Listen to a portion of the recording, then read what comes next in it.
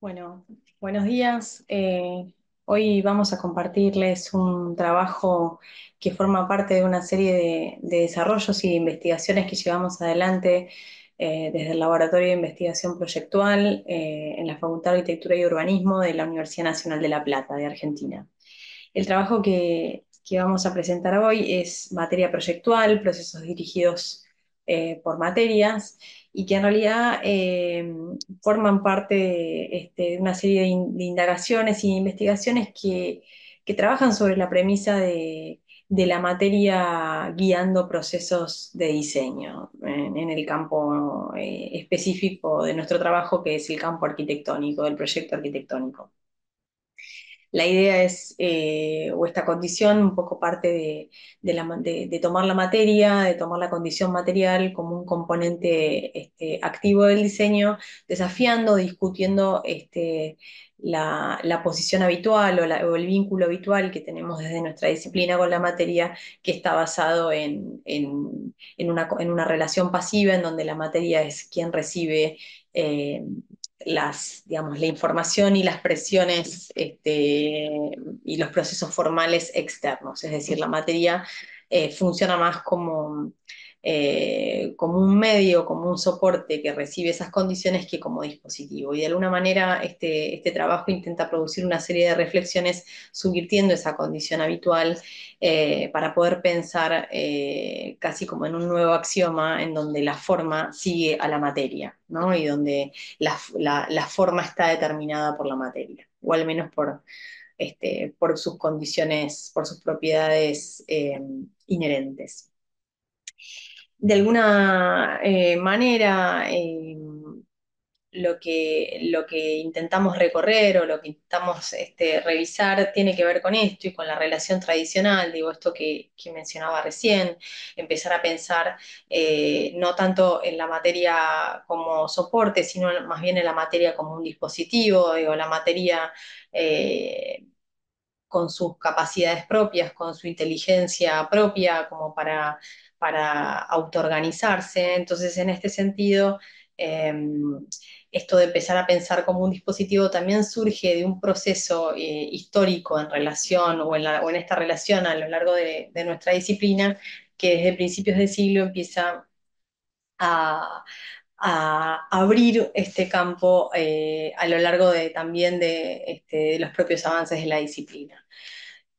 Casi desde principios del siglo XX, el proyecto empieza a explorar la dimensión más performática de la materia, desplazando sus propios límites y las capacidades también de materiales como el hormigón, o incluso de desarrollos con la mampostería, pero sobre todo el hormigón, cumpliendo un rol fundamental en la exploración de nuevas formas y de nuevas posibilidades espaciales.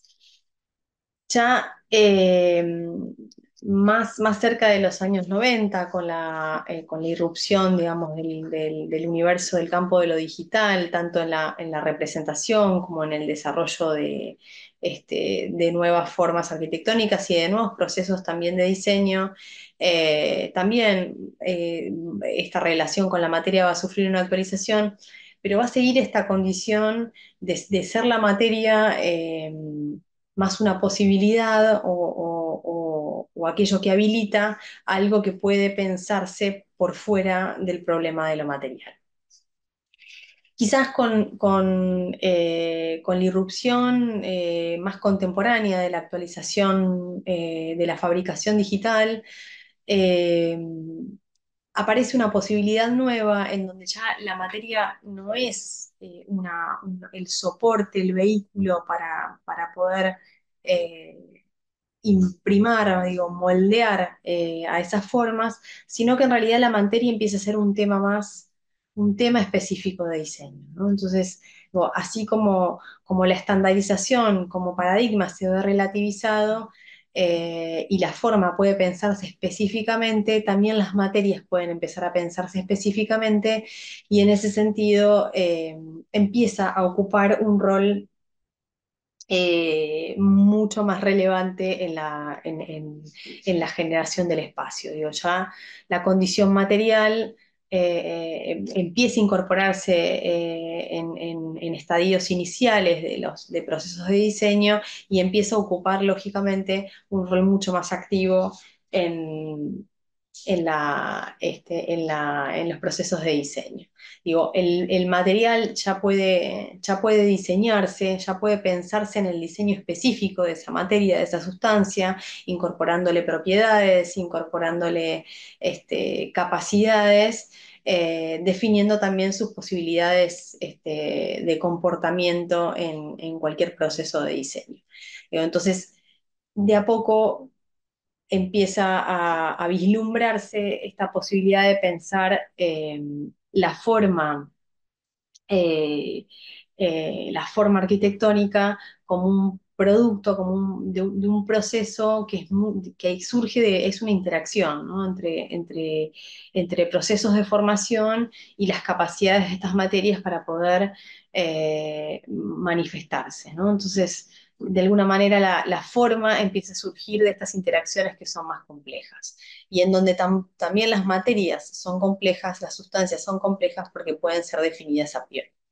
Entonces, lo que de alguna manera empieza a, a emerger es esta condición ¿no? De la técnica, digo, de cómo podemos operar sobre estas materias. Y en este sentido, nos parecía interesante eh, las reflexiones de Heidegger, sobre todo en el texto de la pregunta por la técnica, en donde a propósito de esta relación, ¿no? Donde podemos pensar en una materia más activa o en una materia con un comportamiento más pasivo, Heidegger lo va a distinguir a partir de la técnica en dos posiciones diferentes, ¿no? Por un lado, la técnica moderna, en donde la materia tiene un comportamiento más pasivo y donde es esa sustancia que recibe eh, en nuestras acciones sobre ella, o una materia o una técnica tradicional en donde en realidad hay una interacción más dinámica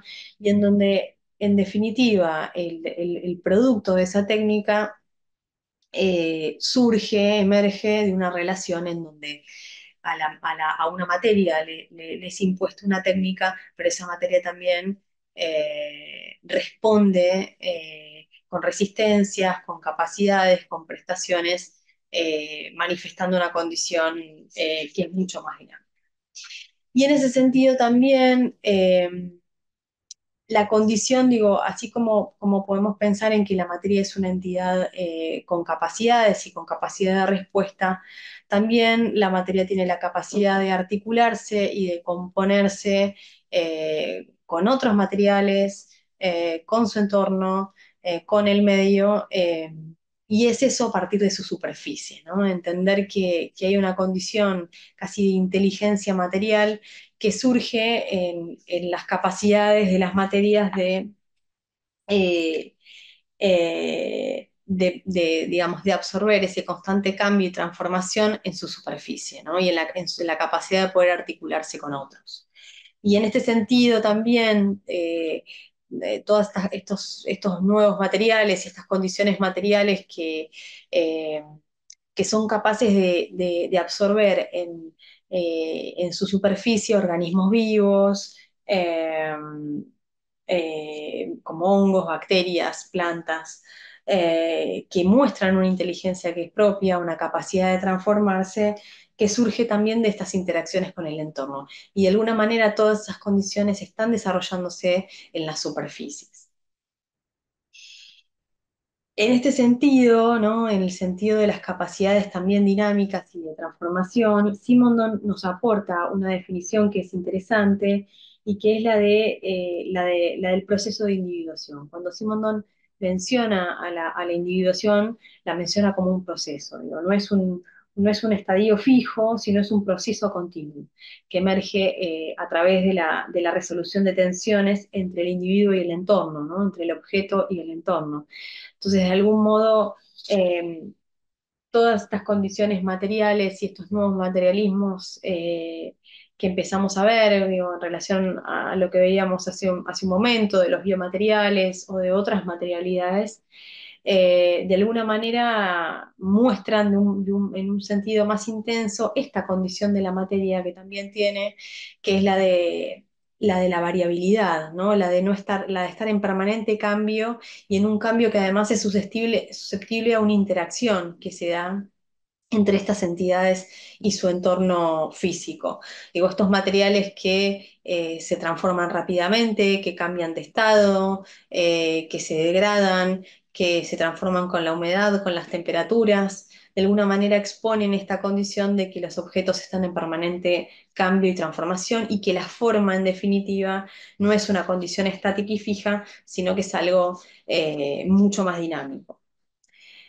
Y en este sentido también la noción de impulso vital que aporta Bergson también opera un poco en este sentido y refiere una fuerza creativa que atraviesa toda la materia y la organización.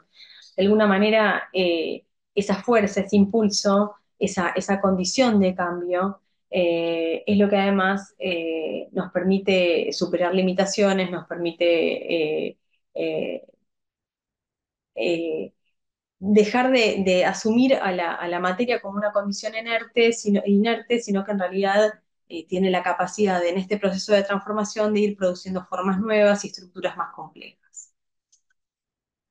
También hay una condición y que tiene que ver con entender que la materia también tiene una condición que es múltiple y que es múltiple porque en realidad se organiza en torno a interacciones que son sumamente complejas. Digo, ahí Deleuze, con el concepto de multiplicidad, también nos aporta una definición que es interesante, porque entiende la materia no como una sustancia homogénea y que puede dividirse en partes o en unidades discretas, sino que en realidad lo que subyace en esa condición material es una red de fuerzas y diferencias que interactúan entre sí. Entonces, no hay una organización mecánica entre los materiales y los espacios, sino lo que en verdad subyace es una relación que es maquínica, de permanente interacción entre esas condiciones. Entonces, esta condición de multiplicidad también nos arroja esto, ¿no? De que hay una,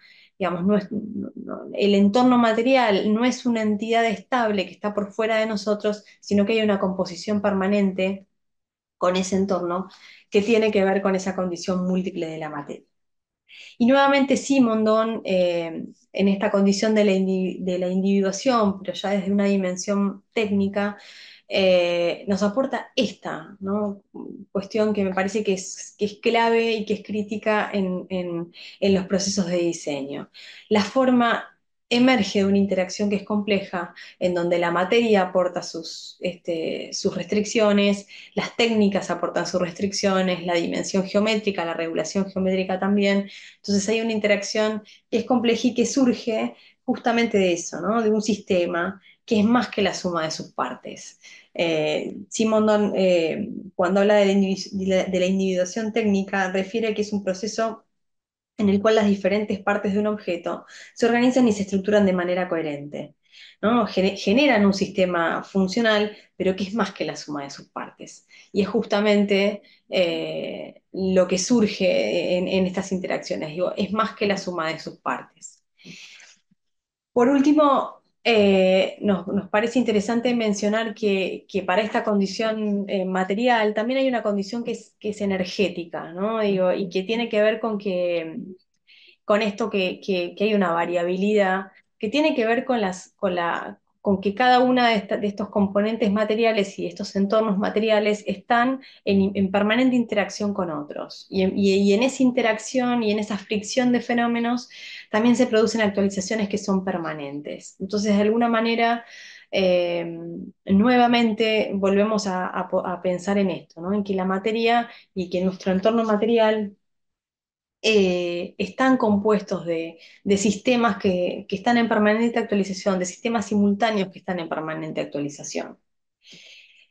Eh, a modo de conclusión, nos parece que es interesante agregar que, que la materia fue un rol fundamental en la arquitectura y específicamente en los procesos de diseño arquitectónico.